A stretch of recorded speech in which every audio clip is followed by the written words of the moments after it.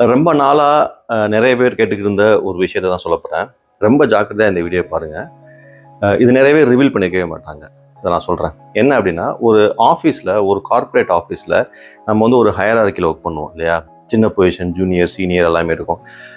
ஐடியில் எடுத்துக்கிட்டிங்க அப்படின்னா developer, lead, manager, அப்படி டெலிவரி மேனேஜர், எக்ஸிக்யூட்டிவ் மேனேஜர் அப்படியே போயிட்டு இருக்கும். ஸோ இதில் எல்லாமே எப்படி ஒர்க் அவுட் ஆகும் அப்படின்னா, உங்கள் பாஸ், அதாவது உங்கள் மேனேஜர், உங்கள் மேனேஜரோட நீங்கள் எவ்வளோ க்ளோஸாக இருக்கீங்க. எப்படி நான் என் மேனேஜரோட க்ளோஸாக இருக்குது, எனக்கு மேனேஜருக்கு ஒரு சண்டையாக இருக்குது, நான் எப்படி க்ளோஸாக இருக்கிறது. அப்புறம் இன்னொரு கொஸ்டின் என்னென்னா, மேனேஜராக இருக்கவங்க இல்லை பாஸாக இருக்கிறவங்க, எக்ஸிக்யூட்டிவாக இருக்கிறவங்களுக்கு யாரை பிடிக்கும், யாரோட க்ளோஸாக இருக்காங்க, எப்படி ஆளை சூஸ் பண்ணுறாங்க. சில பேர் அவங்கள்ட்ட ரொம்ப க்ளோஸாகவே இருக்கிறாங்க, நான்லாம் போக முடியல அப்படின்னு சொல்லி என்கிட்ட நிறைய பேர் கேட்டிருக்காங்க. அதை பற்றி தான் சொல்கிறேன். இதில் வந்து 2 விஷயத்தை நீங்கள் பார்க்கணும். யார் பாஸ் பெரிய பொசிஷனில் இருக்காங்க அப்படின்னா, அவங்க யாரை பக்கத்தில் வச்சுக்குவாங்க அப்படின்னா, மக்கள் பக்கத்தில் வச்சுக்க மாட்டாங்க. இது ரொம்ப தெரிஞ்சுங்க. நீ மக்கா இருக்க அப்படின்னா உன்னை ஒரு வேலைக்காரனாக வச்சுருப்பானே வெளியே, உன்னை வந்து பக்கத்தில் வச்சுக்க மாட்டான். சரியா? அடுத்து யாரை வச்சுக்கோ அப்படின்னா, திறமைசாலியாக இருக்கணும், அவனுக்கிட்ட தோற்று போகணும். புரியுதா? பார்த்துங்க. திறமைசாலியாக இருக்கணும், ஆனால் அவர்கிட்ட தோற்று போகிற மாதிரி இருக்கணும், அவங்க தான் வச்சுக்குவாங்க. ஃபார் எக்ஸாம்பிள், நீங்கள் ஒரு செஸ் விளாட்றீங்கன்னு வச்சுங்களேன். நீங்களும் உங்கள் மேனேஜருமே செஸ் விளாட்றீங்கன்னா, நீங்கள் ஈக்குவல் டஃப் கொடுக்கணும் செஸ்ஸில். அவர் வந்து அப்படியே நெக் ஆஃப் த மொமெண்ட் கொண்டு வந்து அவரை வைக்கணும். அப்போ என்ன அர்த்தம், அவருக்கு நீங்கள் வந்து ஒரு டேலண்ட்டுன்னு ப்ரூவ் ஆகும். ஆனால் எண்ட் ஆஃப் த கேம் அவரை ஜெயிக்க விடணும். நீங்கள் ஜெயிக்கக்கூடாது. நீங்கள் ஜெயிச்சிட்டிங்க அப்படின்னா உங்கள்கிட்ட விளையிடுவார். ஸோ அதான் சொன்னேன், நீ எக்ஸ்ட்ரீம்லி டேலண்டாக இருக்கணும், ஆனால் அவனுக்கு புரோஜனமாக இருக்கணும், அவருக்கு யூஸ்ஃபுல்லாக இருக்கணும், அவரை ஹர்ட் பண்ணக்கூடாது. இது வந்து மிகப்பெரிய ராஜதந்திரம். இந்த ராஜதந்திரத்தை நீங்கள் தெரிஞ்சுக்கிட்டால் மட்டும்தான் நீங்கள் சில விஷயங்களை க்ளோஸாக இருக்க முடியும். எல்லா இடத்துக்குமே அப்படி தான். உங்களை ஒரு இடத்துக்கு கூப்பிட்டு போகிறாங்க, அவங்களை நம்பி ஒரு பொறுப்பை கொடுக்குறாங்க அப்படின்னா, அதற்கு நம்பகத்தன்மையாக எப்படி இருக்கணும் அப்படின்னா, டேலண்ட்டாக இருக்கணும், எக்ஸ்ட்ரீம்லி குட்டாக இருக்கணும். உங்கள் பாஸை விட நீங்கள் வந்து சுச்சுவேஷன் ஹேண்டில் பண்ணுறதுல பெரிய ஆளாக இருக்கணும். அப்போ தான் அவங்க கூப்பிட்டு போவார். அதே சமயம் அவர் பர்சனாலிட்டிக்கு எந்த பாதிப்பும் வரக்கூடாது.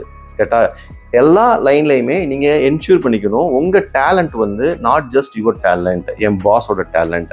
அவர் சொல்கிறாரோ சொல்லலையோ, you have to say that it is on behalf of him I am doing this. அவர் சொல்லி தான் நான் செய்கிறேன், அவருக்காக நான் பண்ணுறேன், அவர் அப்படின்னு சொல்லி ஒரு ஒரு அப்ரோச்சை நீங்கள் எடுக்கணும். இதுதான் வந்து மிகப்பெரிய ராஜேந்திரம்.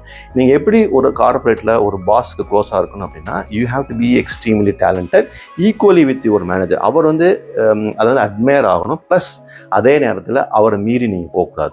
கரெக்டாக அவருக்கு கீழே தான் இருக்கணும், அவரை தான் ஜெயிக்க விடணும். அதே மாதிரி தான் எல்லா இண்டஸ்ட்ரியிலுமே. இது வந்து ஒரு ஐடின்னு கிடையாது, எங்கெல்லாம் எடுத்துங்க, ஒரு மெடிக்கல் இண்டஸ்ட்ரி எடுத்துங்க, ஒரு சினிமா இண்டஸ்ட்ரி எடுத்துங்க, ஒரு பொலிட்டிக்கல் இண்டஸ்ட்ரி எடுத்துங்க, எல்லா இடத்துலையுமே இதுதான் நிதர்சனம். இதை புரிஞ்சுக்கிட்டால் மட்டும்தான் நீங்கள் வந்து க்ளோஸாக இருக்க முடியும், என்ஷூர் பண்ணிக்க முடியும்.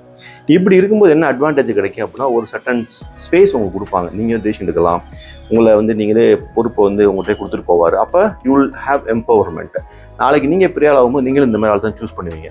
ஸோ அதனால் எப்படி என் பாஸோட நான் க்ளோஸாக இருக்கிறது, எப்படி என் பாஸோட நான் வந்து என்ஷூர் பண்ணிக்கிறது நான் வந்து க்ளோஸாக இருக்கேன் அப்படின்னா, இதுதான் வழி. நீங்கள் டேலண்டடாக இருக்கணும், அதே நேரத்தில் அவருக்கான ஸ்பேஸில் அவரை தான் ஜெயிக்க விடணும். நீங்கள் முந்திரி கொட்ட மாதிரி போய் என் டேலண்ட்டை கொண்டு அவர் காட்டிகிட்டே இருந்தீங்க அப்படின்னா உங்களை எடுத்துக்கவே மாட்டாங்க. சில பேர் ஹைலி டேலண்டடாக இருப்பாங்க, ஆனால் முந்திரி கொட்டையாக இருப்பாங்க. அவங்களுக்கு இந்த ராஜதந்திரம் தெரியாது. எப்படின்னா ஈக்குவலி டேலண்டாக இருக்கணும், ப்ளஸ் அவர் தான் ஜெயிக்க விடணும். இது நல்லா தெரிஞ்சுக்கிட்டீங்க அப்படின்னா நீங்கள் போகலாம்.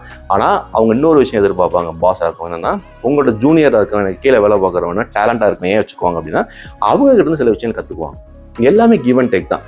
ஒருத்தர் நான் ஏன் க்ளோஸாக வச்சுக்கிறேன் அப்படின்னா, எனக்கு நான் லேர்ன் பண்ணிக்கிறேன், எனக்கு தான் அவன் சில விஷயங்கள் லேர்ன் பண்ணுவான், அவனுக்கு வந்து சில விஷயங்கள் லேர்ன் பண்ணுவான். இதுதான் இங்கே முக்கியம். ஸோ உங்கள்கிட்ட வந்து அவங்க லேர்ன் பண்ணல அப்படின்னா நீங்கள் வந்து ஒரு வேலைக்காரனை தள்ளப்படுவாய், உங்களோட இம்பார்ட்டன்ஸ் குறைஞ்சிரும். அதனால் என் பாஸை நீங்கள் யாரை அவங்க சூஸ் பண்ணுறாங்களோ, இல்லை டிஃபால்ட்டாக நடந்துருச்சுன்னா அவருடைய டேலண்ட்டுக்கு ஏற்ற மாதிரி நீங்கள் உங்களை உயர்த்திக்கிங்க. ப்ளஸ் அதே நேரத்தில் அவரோட எபோவாக போயிடக்கூடாது, அவரை தூக்கிட்டு போயிடக்கூடாது, அவருக்கான ஸ்பேஸ் நீங்கள் கொடுக்கணும். இது ஒன்று தான். இந்த ராஜதந்திரம் தெரிஞ்சால் யூ ஆர் த கிங்.